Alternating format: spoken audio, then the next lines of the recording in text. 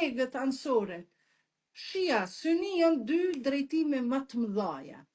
Shiat janë 35-40%, tash u ka rrit numri për shkak të Palestinës, edhe që kanë po kush po i nimon sunive palestines, falenderit Adrian, edhe sunion 60%. Do me thonë, këto janë dy drejtime më të mëdhaja që janë si dek që ne përmes dietarëve sunni edhe përmes dietarëve shia na vim të rruga e drejt va të simu bi hablillahi gjemiën u elatër.